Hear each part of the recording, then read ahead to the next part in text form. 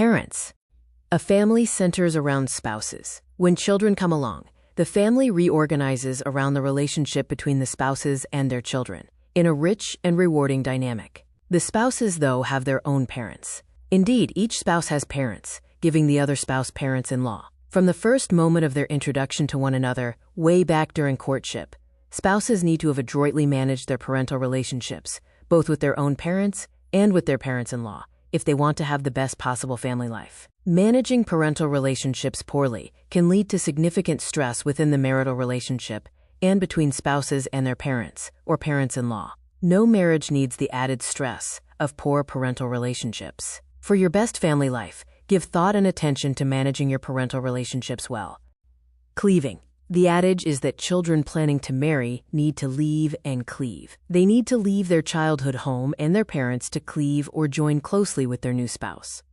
Marriage is an intimate and even dependent relationship. When a spouse continues a close and supportive relationship with a parent, the other spouse may not have the opportunity and privilege to form an appropriately close, supportive, and dependent marital relationship. Two are bliss, while three's a crowd. Spouses need to be in relationship with one another. They shouldn't have to deal with their spouse's parents, their in-laws, when dealing with their spouse. A spouse who must first deflect the advice, counsel, and wishes of the other spouse's parents, the in-laws, in order to communicate, negotiate, compromise, and agree with the other spouse, doesn't have a sound marriage. Spouses need to deal directly with one another, not first navigate parental advice and relationships in order to reach the other spouse. That's the nature of the leave and cleave adage.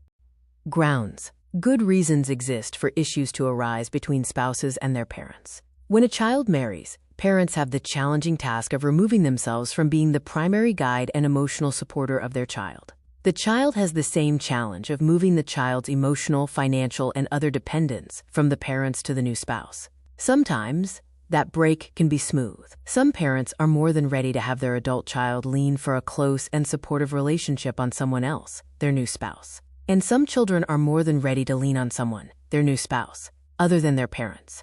Other times, though, the parents, the child, or both want or need to cling to the relationship, or they do so out of habit, when the relationship needs to change.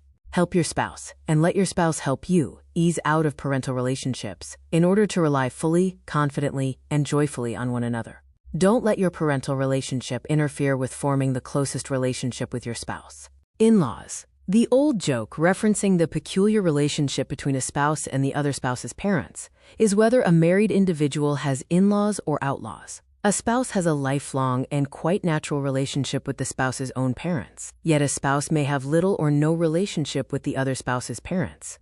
That relationship can be quite like strangers meeting, only to find out that they're going to have a lifelong and relatively close, if largely or entirely involuntary relationship. That fascinating tension is what makes in-law relationships so interesting, at times challenging, at other times entertaining, and often curious or peculiar. You and your spouse face the same challenge and opportunity of forming a stable and cordial relationship with parents-in-law. That relationship need not be close or special, given its involuntary and collateral nature. But at a minimum, it should be respectful and amiable. Work to make it so, and help your spouse also do so with your own parents. Keeping your own interaction with your parents within reasonable limits will help your spouse likewise do so.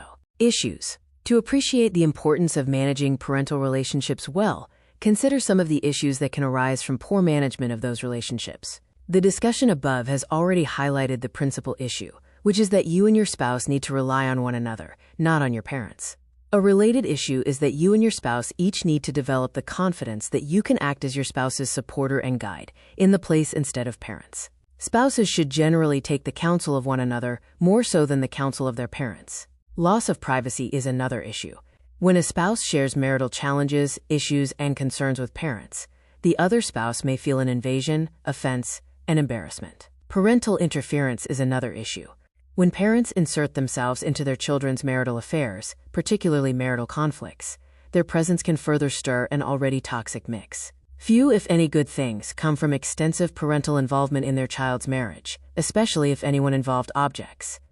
Support. Parental involvement in a newly married couple's family life isn't always due to parental overreaching. Newly married couples can have substantial material needs to fill, and parents can have the ready means to help fulfill those needs. Parents may have money, furniture, housewares, tools, and even vehicles to gift or loan. Parental contributions to a newly married couple's household can make significant differences, easing the couple's financial stress while increasing their security and comfort. On the other hand, the material needs of a newly married couple are not necessarily a problem. Need can instead be a gift, motivating a couple to put forward their best energy and ingenuity to meet the need on their own, building their skills and confidence while confirming their mutual commitment to the marriage and family. Don't let parents disable your own efforts. Invite and accept parental contributions only when you and your spouse agree that the contributions are necessary or would be helpful. Without disabling your motivation and depriving your marriage of a victory, it might better win on its own. Counsel. Parental involvement in a newly married couple's family life can also take the form of advice and counsel, not just material contributions. As with material needs, newly married couples, particularly when young, can have substantial need for advice and counsel. And parents can, from their long experience and hard-won wisdom, have sound counsel to offer their married children. But as with material contributions from parents, don't let gifts of advice and counsel interfere with you and your spouse, relying on counsel from one another or from other sources that you and your spouse discern. Standing on your own feet in a new marriage, on matters of choice, preference, and wisdom, can be especially important to confirming mutual respect and forming the marital bond.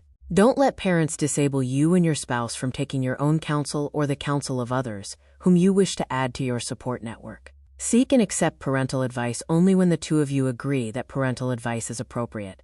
Reaching out to parents is okay if done together or with mutual consent. These practices can help you and your spouse maintain a good family life, including appropriate relationships with parents. Protection. Parents, though, can be a critical contact point for married children when the subject comes to personal safety and security.